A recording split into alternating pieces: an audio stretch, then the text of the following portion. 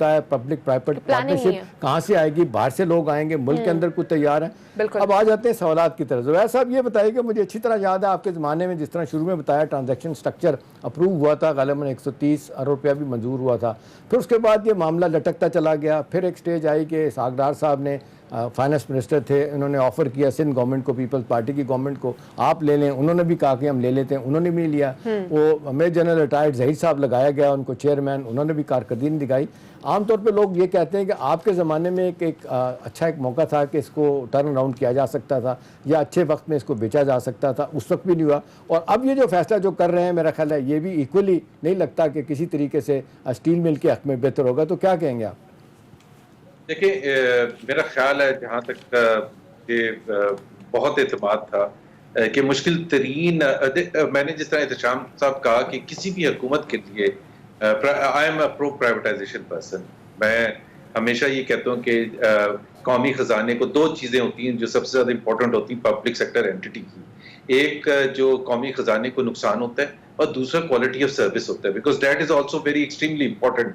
کہ اگر ہم پی آئی اے کی مثال کے طور پر بات کر رہے ہیں تو 99% پاکستانی عوام کو بیلنس شیٹ پڑھنی بھی نہیں آتی, ان کو تو سروس سے مطلب ہوتا ہے. تو ہم بہت سی دفعہ جب ہم پرائیویٹائزیشن کی یا ایک اسٹریٹجک پارٹنر کی بات کرتے ہیں تو ہم بھول جاتے ہیں کہ ہم نے عوام کی ایکسپیکٹیشنز بھی تو ہے نا کہ جی ایک ادارہ ہے وہ ایک کوالٹی سروس دے گا. تو صرف losses is also extremely important.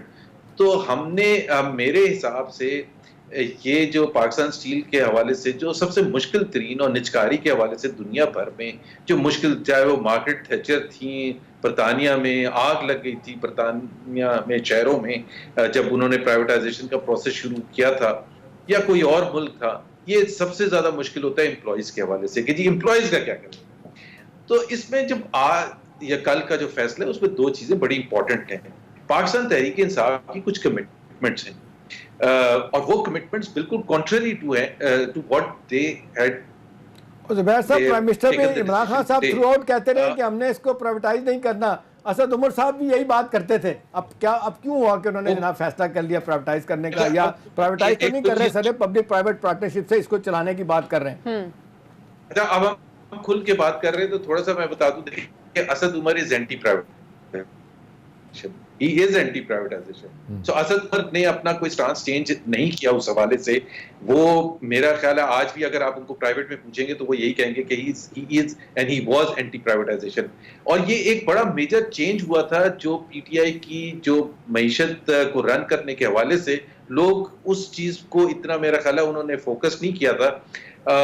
جو پی ٹی آئی کا ایک جو پورا پروسیس تھا وہ یہ تھا کہ وہ ایک ایسا ادارہ بنائیں گے سرمایہ پاکستان آن دا لائنز آف خزانہ ملائیشیا, جس میں تمام پبلک سیکٹر اینٹیز کو نکال کے منسٹریز سے اس میں ڈال دیں گے اور اس کی ریسٹرکچرنگ پروسیس شروع کریں گے اور پھر دیکھیں گے کہ جی وہ اس کو پرائیویٹائز کرنا یا نہیں کرنا. یہ ان کا پی ٹی آئی کا آفیشیل پوزیشن تھی الیکشن سے پہلے, اور الیکشن کے آنے کے بعد وہ سرمایہ پاکستان بنایا بھی گیا. اب معذرت کے ساتھ ریسٹرکچرنگ میں آپ کے خیال میں یہ جو بھاگے ہیں کہ انہوں نے کہا تھا کریں گے, آپ کے خیال میں کیا وجوہات ہیں کہ یہ اس سے پیچھے ہٹ گئے؟ اس کی وجہ یہ ہے کہ اس وقت بھی میری اسد کے ساتھ پرائیویٹ میں بھی اور پبلک میں بھی جو بحث ہوتی تھی وہ یہ ہوتی تھی کہ یہ اتنا آسان ہے کہنا ریسٹرکچرنگ میں دو اہم جز ہوتے ہیں. ایک ہوتا ہے investment capital injection, billions of dollars کا کیپٹل انجیکشن. آپ اسٹیل مل کی ایگزامپل لے لیں, ایک مشینری بند پڑی ہوئی ہے, یا پی آئی اے کی ایگزامپل لے لیں, اگر آپ فلیٹ نہیں اس کا امپروو کریں گے تو ریسٹرکچرنگ کیسے ہوگی؟ آئی ٹی کا سسٹم نہیں امپروو کریں گے, ٹریننگ سینٹرز نہیں امپروو کریں گے, امپلائی ٹریننگ نہیں امپروو کریں گے. تو ریسٹرکچرنگ کہنا آسان ہے, کرنے کے لیے آپ کو بہت سا سرمایہ چاہیے, اور حکومت پاکستان کے پاس, میں اس وقت بھی کہتا تھا حکومت پاکستان کے پاس. اس کی ٹائمنگ کے بارے میں آپ کا کیا خیال ہے کہ اس وقت یہ فیصلہ جو عام طور پہ کانفلکٹ انٹرسٹ کی لوگ بات کرتے ہیں کہ رائٹ لیفٹ کسی کو فائدہ پہنچانے کی بات ہو سکتی ہے, 19,000 ایکڑ زمین جو ہے پرائم لینڈ کراچی کی, اس پہ لوگوں کی نظریں, آپ سمجھتے ہیں کہ یہ بھی معاملہ کہیں نہ کہیں فگر آؤٹ ہو رہا ہے؟ نہیں, میرا خیال ہے احتشام صاحب میں وہ صرف سٹوری مکمل کر رہا تھا کہ جب حفیظ شیخ صاحب بنے اپریل 2019 میں وفاقی وزیر, آپ کو پتا ہے حفیظ شیخ صاحب اس پرو پرائیویٹائزیشن, وہ پرائیویٹائزیشن کے منسٹر بھی رہ چکے تھے, تو انہوں نے سرمایہ پاکستان وغیرہ کو سب کو دم کیا اور انہوں نے کہا پرائیویٹائزیشن پروسیس شروع کرو. اب اندر ہی اندر بہت ایک سخت ایک آپس میں جنگ چل رہی تھی. اسد عمر کافی عرصے کے لیے باہر ہو گئے تھے, پھر وہ واپس آ گئے, ارناط سے واپس آئے, ایک بہت انفلوئنس انہوں نے شروع کر دیا. لیکن حفیظ شیخ کا ایک بہت ایک بڑا ایک سٹانس تھا کہ جی میں پیسے دینے کے لیے قابل نہیں, یا میرے سے پھر سوال نہ پوچھیں کہ جی قومی خزانے میں کیا ہو رہا ہے. سو اگر آپ نے مجھے دینا ہے تو مجھے یہ سارے امپلائیز کو فارغ کرنے دیں اور مجھے یہ سخت ترین فیصلہ کرنے دیں, اور ایک دفعہ آپ سخت فیصلہ کر لیں. آئی سیریسلی احتشام صاحب, باوجود اس کے کہ میں اپوزیشن لیڈر ہوں, میں نہیں سمجھتا کہ اس میں کانفلکٹ آف انٹرسٹ ہے. اگر ہے بھی تو آئی ڈونٹ نو کہ وہ ظاہر ہو رہا ہے, کیونکہ یہ سمپل کیس ہے ایک انکمپٹنس کا. انہوں نے وعدے کیے تھے, انہوں نے ٹرائی کیا, بہت ایفرٹ کیا, بیکاز مجھے پتا ہے میرے بہت سے جاننے والے ہیں پرائیویٹائزیشن کمیشن کے بورڈ پر. یہ وہی بورڈ ہے جو میں بنا کے چھوڑ کے گیا تھا, مور اور لیس وہی بورڈ ہے, ان سے بھی بات ہوتی رہی ہے.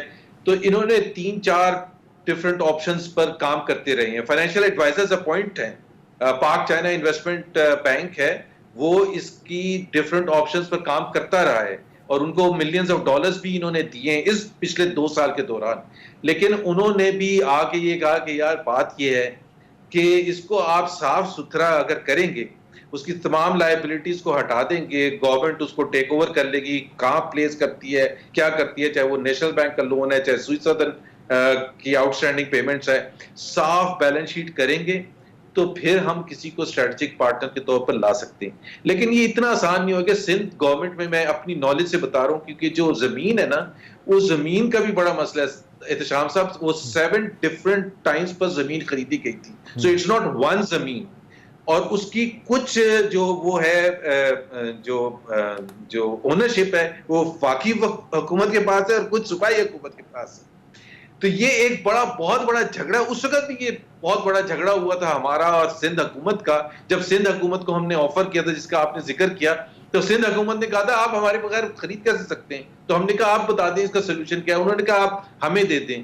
وہ 8-9 مہینے اس میں, حالانکہ اسحاق ڈار صاحب سے میں نے کہا تھا کہ یہ کیسے پرائیویٹائزیشن ہو سکتی ہے کہ فیڈرل حکومت سے ایک صوبائی حکومت کے پاس چلے جائے, کیا ہمیں یقین ہے کہ اس کے بعد یہ چلنا شروع ہو جائے گی. تو let's not could ourselves, but وہ 7-8 مہینے پروسیس ضائع ہوا, اور اس کے بعد فیصلہ یہ ہوا کہ جی وہ تو نہیں ہے, اب کوئی اور عمل کیا جائے. سو پیپلز پارٹی کی حکومت جو ہے سندھ میں جو بیٹھی ہے, وہ اس عمل کو آگے نہیں بڑھنے دے گی. یہ تو میں بالکل اپنی 100% نالج سے کہہ رہا ہوں. So it's not going to be that easy. چلیں یہ زبیر صاحب یہ کلیریفائی ہونے والی بات ہے, آپ اس پہ ضرور کامنٹ کیجیے گا. ایک تو یہ کہ پیپلز پارٹی کی گورنمنٹ کیوں رجسٹ کر رہی ہے, یا تو انہوں نے بندے بھرتی کیے ہوئے ہیں, یا ایک وہ جو کہا جاتا ہے بڑا چنک کرپشن کا ان کے پاس جاتا ہے. دوسری بات یہ کہ آج کے فیصلے میں یہ تو بڑا ہائپوتھیٹیکلی کوشچن بھی اگر دیکھا جائے تو بڑا انکلیئر ہے کہ آپ پہلے کہتے ہیں جی اس کی کلین سلیٹ کر دیں, آپ پچھلا صفایا کر دیں.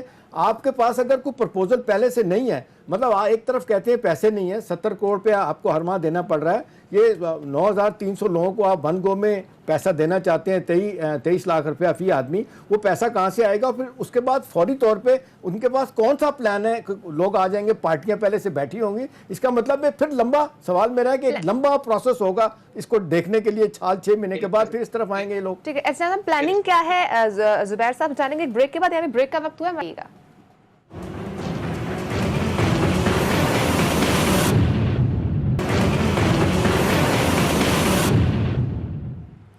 Welcome back. زبیر صاحب بتائیے گا کیا واقعے میں آنے والے دنوں میں شہباز شریف صاحب گرفتاری دینے جا رہے ہیں یا نہیں؟ میرا خیال ہے اس کا تو شیخ رشید کو یا تو پتہ ہوگا, کیونکہ وہی خبریں چونکہ آپ دیتے ہیں. میاں صاحب کے بہت قریب ہے تو آپ زیادہ اچھے سے ایکسپلین کر سکیں گے, اس لیے ہم نے آپ سے پوچھا.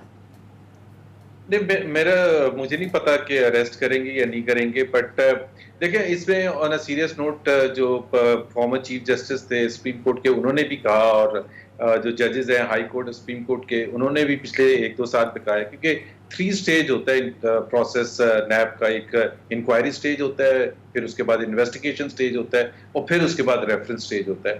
جو ہمیں شدید گلا ہے اور جس کا سپریم کورٹ کے ججز نے بھی ذکر کیا کہ انکوائری سٹیج پر آپ کیوں اریسٹ کرتے ہیں, یا آپ انویسٹیگیشن سٹیج پر کیوں, unless you have a very valid reason کہ جی یہ بھاگ جائے گا یا کچھ ہو جائے گا، آپ زیادہ زیادہ ECL پر ڈال سکتے ہیں، آپ اس قسم کے کام کر سکتے ہیں۔ اب جو ہمیں گلا ہے، جو ہم کہتے ہیں احتشام صاحب کہ ہم 2 سال کے بعد ہم شیر بن کے یہ پوچھنے میں حق بجانب ہیں کہ بھائی آپ نے اتنے بندوں کو اریسٹ کیا تھا، اتنے کیسز کیے تھے، آپ نے ریفرنس کتنے فائل کیے؟ تو آپ نے مریم نواز کو مثال کے طور پر اگست کے پہلے ہفتے میں اریسٹ کیا، 3.5 مہینے اس کو اندر بند رکھا، ابھی جون آ گیا ہے، 10 مہینے گزر چکے ہیں، آپ نے انویسٹیگیشن ہی نہیں کی اس کے بعد۔ تو آپ اتنا نان سیریس اکاؤنٹیبلٹی پروسیس کو چلاتے ہیں تو اس کی کوئی بیسس ہی نہیں رہتی ہے۔ So NAB has to come good, so if they think ابھی ان کو اریسٹ کر رہے ہیں تو کیا وہ اگر ہاں وہ یہ کہہ سکتے ہیں، نیب والے کہہ سکتے ہیں کہ جی ہم انویسٹیگیشن کرنا چاہتے ہیں، یہ کوآپریٹ نہیں کر رہے، بالکل وہ یہ کہہ سکتے ہیں، وہ یہ کہہ سکتے ہیں کہ جی یہ بھاگ جائیں گے افغانستان یا لندن یا جو بھی ہے تو اس وجہ سے ہم اریسٹ کر رہے ہیں۔ بٹ ویسا نیک کی کارکردگی کے بارے میں تو اب جس طرح کنٹروورشل چیزیں سامنے آ رہی ہیں، لوگ اعتراض بھی کر رہے ہیں کہ جی پروسیکیوشن نہیں، انویسٹیگیشن نہیں، ریفرنس کوئی مکمل نہیں، ایک آدمی کو آج تک سزا نہیں دلوا سکے۔